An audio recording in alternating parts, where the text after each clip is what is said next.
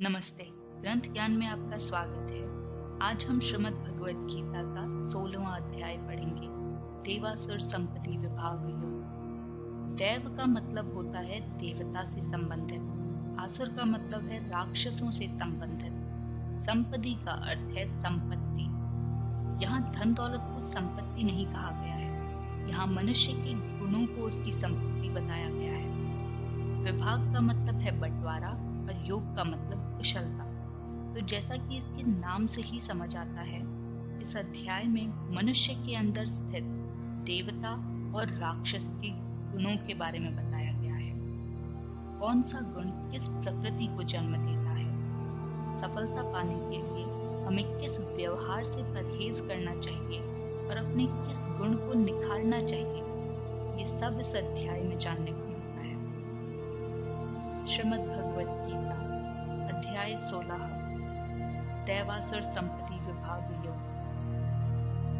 श्री भगवान उवाच अभयम सत्व संशुद्धिर ज्ञान योग व्यवस्थिति दानम तमश्च यज्ञश्च स्वाध्यायस्तप आर्जवम् अहिंसा सत्यम क्रोधस्त्यागः शान्तिरपेशनम् दया भूतेष्वलोलुप्तम् मार्दवम् हीरचाप्लयम् तेज क्षमा धृति शौच मद्रोह नीति मानता भवन्ति संपदम देवीम विजातस्य भारत। श्री कृष्ण भगवान कहते हैं, हे भरतपुत्र, निर्भयता, निडरता, आत्मशुद्धि, आध्यात्मिक ज्ञान के रास्ते पर चलना, दान, आत्मसंयम, यज्ञ परायणता मतलब यज्ञ के लिए हमेशा तत्पर रहना, वेदों का अध्ययन करना, तपस्या, सरलता, अहिंसा, सच के साथ रहना, क्रोध विहीनता, क्रोध न होना, त्याग, शांति, सारे जीव जंतुओं पर करुणा होना, लोभ विहीनता, लालच न होना, भद्रता या तमीज होना, लज्जा, शर्म, संकल्प, तेज, क्षमा, धैर्य, पवित्रता, ईर्ष्या से मुक्ति और सम्मान की आशा न होना, ये सारे दिव्य गुण हैं जो दैवी प्रकृति, देवताओं की प्रकृति वाले मनुष्यों में पाए जाते हैं। दंभो दर्पो अभिमानश्च क्रोधः पारुष्यमेव च अज्ञानम चाभिजातस्य पार्थ संपदमासुरीम्।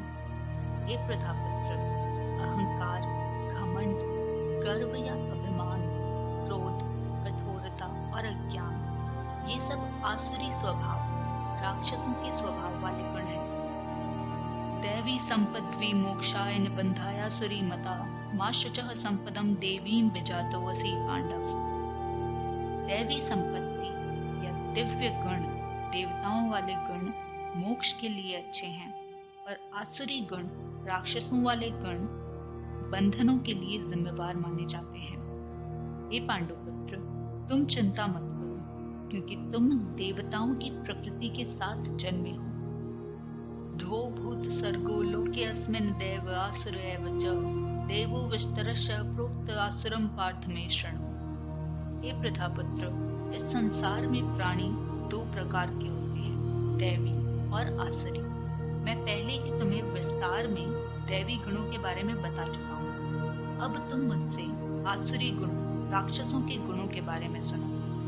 प्रवृत्तिं च निवृत्तिं च जना न विदुरासुरः न शोचम नापि चाचारो न सत्यम तेषु विद्यते।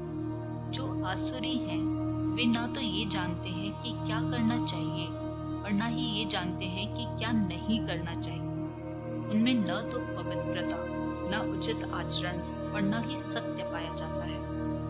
असत्यम प्रतिष्ठम ते जगताहुर्निश्वरम अपरस्पर संभुतम किमन्यत् काम हेतुकम्।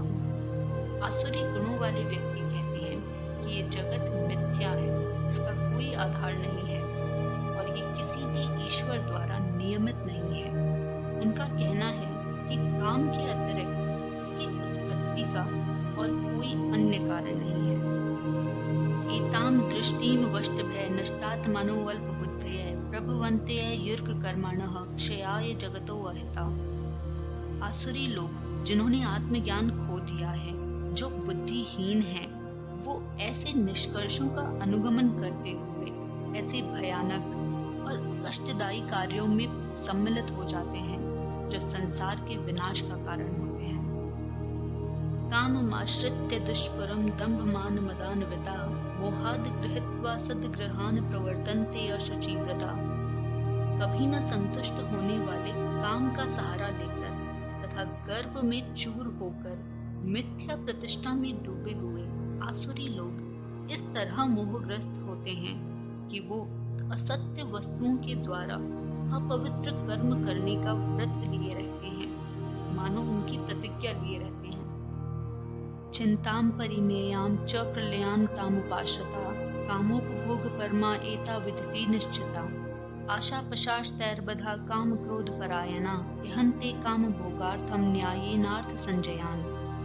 आसुरी प्रकृति के लोगों को विश्वास होता है कि इंद्रियों की तुष्टि ही मानव सभ्यता की मूल आवश्यकता है।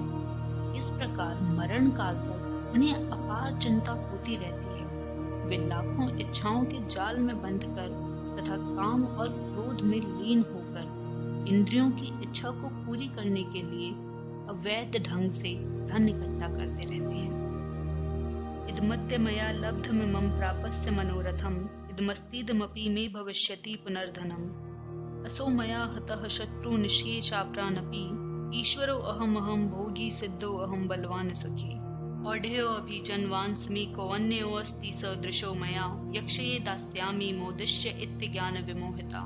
आसुरी व्यक्ति सोचता है, आज मेरे पास जितना धन है उससे और अपनी योजनाओं से मैं और अधिक धन कमाऊंगा। इस समय मेरे पास इतना है, किंतु भविष्य में ये बढ़कर और अधिक हो जाएगा। वो मेरा शत्रु है और मैंने उसे मार दिया है और मेरे अन्य शत्रु भी मार दिए जाएंगे। मैं सभी वस्तुओं का स्वामी हूँ, मैं भोगने वाला हूँ, मैं सिद्ध, शक्तिमान तथा सुखी हूँ। मैं सबसे धनी व्यक्ति हूँ और मेरे आसपास मेरे कुल के सगे संबंधी हैं। कोई अन्य मेरे समान शक्तिमान तथा सुखी नहीं है। मैं यज्ञ करूंगा, दान दूंगा और इस तरह आनंद मनाऊंगा। इस प्रकार ऐसे व्यक्ति अज्ञान की वजह से मोहग्रस्त होते रहते हैं। अनेक चित्त विभ्रांता मोह जाल समावृता प्रसक्ता काम भोगेषु पतंती नरकेषु। इस प्रकार अनेक चिंताओं से घिरे रहकर तथा मोह के जाल में बंद कर वे इंद्रियों के भोगों से जरूरत से ज्यादा लगाव कर लेते हैं और फिर अपवित्र नर्क में गिर जाते हैं। आत्म संभाविता स्तब्धा धनमान मदान्विता यजन्ते नाम यज्ञस्ते दंभे नाविधि पूर्वकम।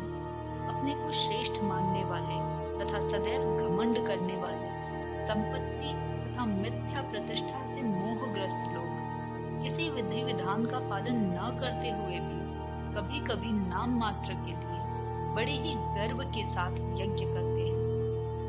अहंकारम बलम दर्प कामम क्रोधम च संश्रितः ममात्म पर देहेषु प्रद्विषन्तो अभिसयक्ता।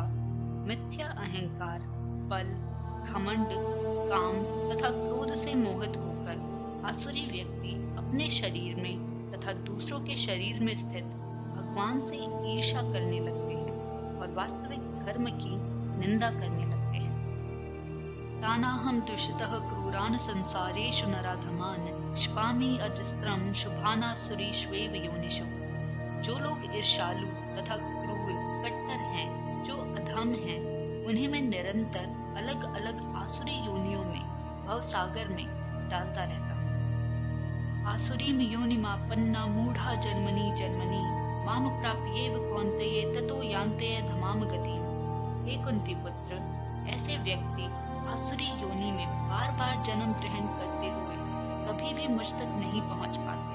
वे धीरे धीरे अत्यंत अधम गति को प्राप्त होते हैं। त्रिविधम नरकस्येदं द्वारं नाशनमात्मनः कामः क्रोधस्तथा लोभस्तसमादेत त्रयं त्यजेत। काम, क्रोध तथा लोभ ये नर्क के 3 द्वार हैं। ये कह लीजिए कि खुद ही नर्क हैं। प्रत्येक बुद्धिमान व्यक्ति को इन तीनों को त्याग देना चाहिए, क्योंकि ये आत्मा का विनाश करते हैं। एतैर्विमुक्तः कौन्तेय तमो द्वारे त्रिभिर्नरः आचरत्यात्मनः श्रेयस्ततो याति परां गतिम्। हे कुंती पुत्र, जो व्यक्ति इन तीनों नर्क द्वारों से बच पाता है वह आत्म साक्षात्कार के लिए कल्याणकारी कार्य करता है और इस प्रकार परम गति को प्राप्त होता है। यह शास्त्र विधि मुत सृजय वर्तते कामकारतः न स सिद्धिम वापनोति न सुखम न पराम गतिम। जो शास्त्रों के आदेशों की अवहेलना करता है, जो मनमाने ढंग से कार्य करता है, उसे न तो सिद्धि न सुख न ही परम गति की प्राप्ति होती है। तस्मात् शास्त्रम प्रमाणम ते कार्याकार्य व्यवस्थितो ज्ञात्वा शास्त्र विधानोक्तम कर्म क्रतुमि हार्हसि। मनुष्य को यह जानना चाहिए कि शास्त्रों के विधान के अनुसार क्या सही कर्तव्य है और क्या गलत कर्तव्य है। उसे ऐसे विधि विधानों को जानकर कर्म करना चाहिए जिससे कि वो लगातार ऊपर उठ सके। 16वां अध्याय समाप्त हुआ। इस अध्याय में आपको बहुत सारे ऐसे गुणों का पता चला होगा जो हमें लगता था कि बहुत अच्छे हैं, पर ध्यान से देखा जाए तो वो बहुत सारी परेशानियों का मूल कारण होते हैं। और आपने जरूर ऐसे गुणों पर भी ध्यान दिया होगा जो हमें बुरे लगते थे या समाज जिन्हें बुरे कहता है, पर हकीकत में वो बुरे नहीं होते। जैसे कि स्ट्रेट फॉरवर्डनेस, लोग कहते हैं कि चालाकी से बात करने आनी चाहिए, वहीं श्री कृष्ण कहते हैं सीधी बात करनी आनी चाहिए। खैर, ख्याल रखिए अपना और इजाजत दीजिए मुझे। हम फिर मिलेंगे भगवद गीता के 70वें अध्याय में श्रद्धा त्रय विभाग योग में। जाने अनजाने में मुझसे कोई गलती हो गई हो तो माफ कर दीजिए। अच्छा देखिए, अच्छा बोलिए, अच्छा सुनिए, अच्छा ही होगा। राधे राधे।